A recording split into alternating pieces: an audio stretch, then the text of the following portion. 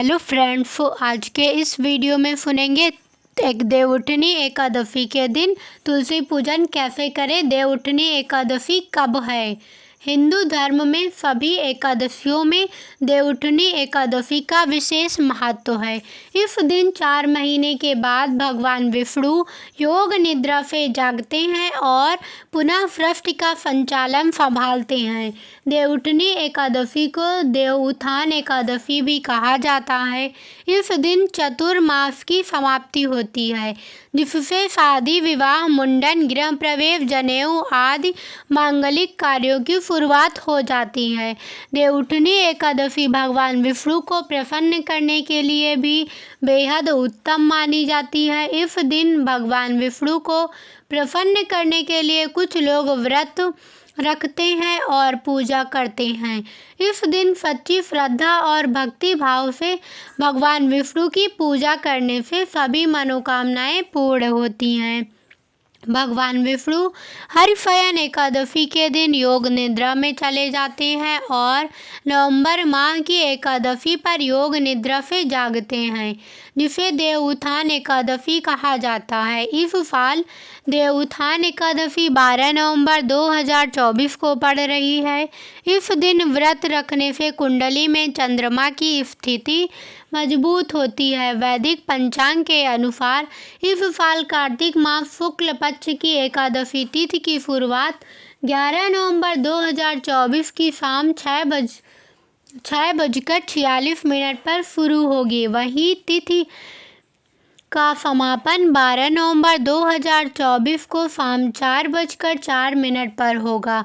उदया तिथि के अनुसार देवउठनी एकादशी का व्रत मंगलवार 12 नवंबर को रखा जाएगा। मित्रों, अब जानिए देवउठनी एकादशी के नियम। इस दिन निर्जला या केवल जलीय पदार्थों का सेवन करते हुए उपवास रखा जाता है। इस व्रत में भगवान विष्णु या अपने इष्ट देवताओं की उपासना की जाती है।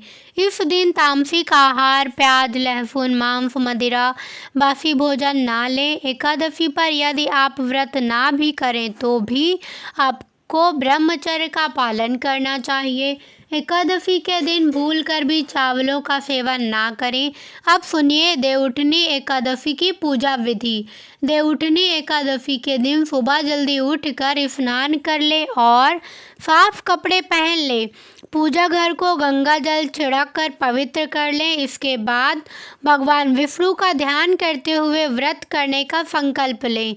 इस दिन घर की ठीक से सफाई करें और आंगन में या फिर पूजा घर के बाहर भगवान के चरणों की आकृति बना लें। घर में ओखली पर गेरू से भगवान विष्णु का चित्र बना लें। इस दिन पर मिठाई, फल, सिंघाड़े, गन्ना और आंवला अर्पित करें और भगवान विष्णु की पूजा करें। आरती करके पूजा संपन्न करें। दीपावली की तरह इस दिन भी रात को पूजा स्थल और घर के बाहर दीपक जलाने चाहिए और घर के सभी सदस्यों को भगवान विष्णु की पूजा करनी चाहिए। उसके बाद रात में भगवान विष्णु का आह्वान करके उन्हें जगाएं। शंख और घंटी बजाते हुए यह कहें, उठो देवा, बैठो देवा, अंगुरिया छिटकाओ देवा, नई सूत नई कपास, देव उठाए कार्तिक मास। देवउठनी 11 एकादशी पर तुलसी विवाह और विष्णु पूजन का विशेष महत्व है। आइए जानें कैसे करें तुलसी पूजन। तुलसी के पौधे के चारों तरफ स्तंभ बनाएं, फिर उस पर तोरण सजाएं, रंगोली से अष्टदल कमल बनाएं, शंख, चक्र और गाय के पैर बनाएं। तुलसी के साथ आंवले का गमला लगाएं। तुलसी का पंचोपचार सर्वांग पूजा करें। दशाक्षरी मंत्र से तुलसी का आह्वान करें। तुलसी का दशाक्षरी मंत्र ओम ह्रीं क्लीं ऐं वृंदावनये स्वाहा। घी का दीप और धूप दिखाएं। सिंदूर, रोली, चंदन और नैवेद्य चढ़ाएं। तुलसी को वस्त्र अलंकार से सुशोभित करें।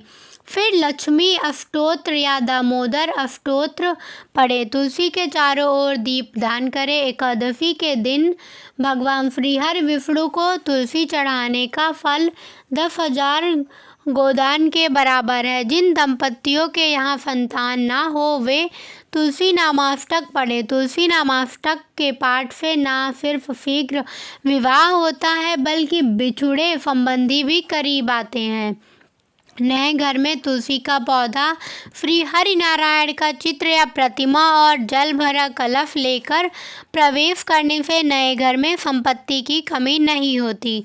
नौकरी पाने, कारोबार बढ़ाने के लिए गुरुग्राम को श्यामा तुलसी का पौधा पीले कपड़े में बांधकर ऑफिस या दुकान में रखें। ऐसा करने से कारोबार बढ़ेगा और नौकरी में प्रमोशन होगा। 11 बार तुलसी जी की परिक्रमा करें। दिव्य तुलसी मंत्र पढ़ें। देवी त्वं निर्मिता पूर्वमर्चितासि मुनीश्वरैः नमो नमस्ते तुलसी पापां हर हरि प्रिये। ओम श्री तुलस्यै विद्महे विष्णुप्रियायै धीमहि तन्नो वृंदा प्रचोदयात्। तुलसी श्रीमन्महालक्ष्मी विद्या यशस्विनी धर्म्या धर्मनना देवी देव मनः प्रिया। लभते सुतरा भक्तिमन्ते विष्णुपदं लभेत। तुलसी भूर्मुम महालक्ष्मी पद्य श्री हरि प्रिया। तुलसी को जल चढ़ाते समय ओम सुभद्राय नमः का 11 या 21 बार जाप किया जा सकता है। तुलसी के पत्ते तोड़ने के लिए ओम सुभद्राय नमः मातस्य तुलसी गोविंद हृदयानंद कारिणी नारायणस्य पूजार्थ चुनोमि त्वाम नमोस्तुते मंत्र का जाप किया जा सकता है। तुलसी पूजा के लिए रोज सुबह जल्दी उठकर स्नान करना चाहिए। तुलसी के नीचे गाय के शुद्ध घी का दीपक जलाना चाहिए। शाम के समय भी तुलसी में दीपक जलाना चाहिए। तुलसी में जल चढ़ाने के बाद परिक्रमा करनी चाहिए। दोस्तों, अब सुनिए देवउठनी एकादशी के दिन किए जाने वाले उपाय। एकादशी के दिन भगवान विष्णु का आशीर्वाद पाने के लिए नहाने के पानी में 1 चुटकी हल्दी मिलाकर स्नान करें। स्नान करने के बाद पीले रंग के वस्त्र पहने। मान्यता है कि ऐसा करने से व्यक्ति पर भगवान विष्णु की कृपा बनी रहती है। अगर आपके करियर कारोबार में बाधा आ रही है तो देवउठनी एकादशी के दिन भगवान विष्णु को केसर वाले दूध से अभिषेक करें। मान्यता है कि ऐसा करने से व्यक्ति के जीवन से सभी परेशानियां दूर होती हैं। अगर किसी व्यक्ति को विवाह से जुड़ी परेशानियों का सामना करना पड़ रहा है तो वह देवउठनी एकादशी के दिन भगवान विष्णु की पूजा के दौरान केसर, हल्दी या पीले चंदन का तिलक करें। उसके बाद श्री हरि विष्णु को पीले रंग के फूल अर्पित करें। मान्यता है कि ऐसा करने से जल्द विवाह के योग बनते हैं। कर्ज से मुक्ति पाने के लिए देवउठनी एकादशी के दिन पीपल के पेड़ पर जल चढ़ाना चाहिए। इसके बाद शाम को पेड़ के नीचे दीपक जलाएं। मान्यता है कि इन उपायों को करने से व्यक्ति को जल्द ही कर्ज से मुक्ति मिल सकती है। कार्तिक माह में तुलसी की पूजा करने का खास महत्व है। देवउठनी एकादशी के दिन तुलसी के पौधे में गन्ने का रस मिलाकर चढ़ाएं। इसके बाद देसी घी का दीपक जलाकर तुलसी माता की आरती करें। मान्यता है कि ऐसा करने से व्यक्ति को कभी धन की कमी नहीं होती और जीवन से सभी कष्ट भी दूर होते हैं। देवउठनी एकादशी के दिन पीपल के पेड़ के नीचे घी का दीपक जलाने और परिक्रमा करने से भगवान विष्णु के साथ साथ माँ लक्ष्मी का भी आशीर्वाद मिलता है।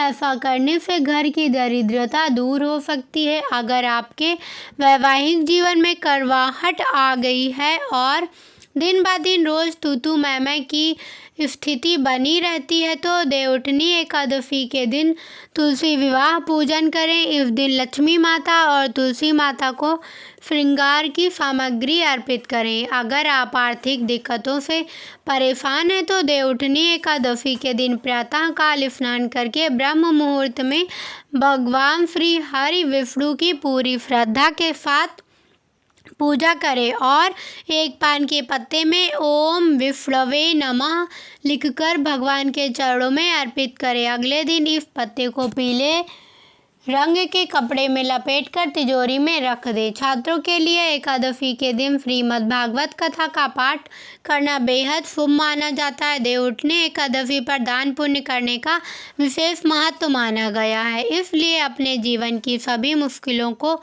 दूर करने के लिए देवउठनी एकादशी के दिन किसी गरीब या ज़रूरतमंद को भोजन कराएं। पितृदोष से पीड़ित लोगों को इस दिन विधिवत व्रत करना चाहिए।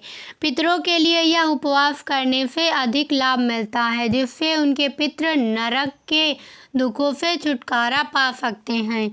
शालिग्राम के साथ तुलसी का आध्यात्मिक विवाह देवउठनी एकादशी को होता है। इस दिन तुलसी की पूजा का महत्व है।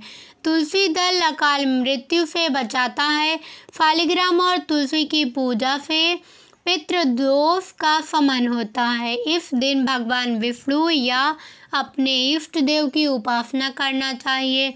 इस दिन ओम नमो भगवते वासुदेवाय नमः मंत्र का जाप करने से लाभ मिलता है। इस दिन देवउठनी एकादशी की पौराणिक कथा का श्रवण या वाचन करना चाहिए। कथा सुनने या कहने से पुण्य की प्राप्ति भी होती है। भगवान श्री हरि विष्णु को जगाने के लिए इस मंत्र का जाप करना चाहिए। उत्तिष्ठ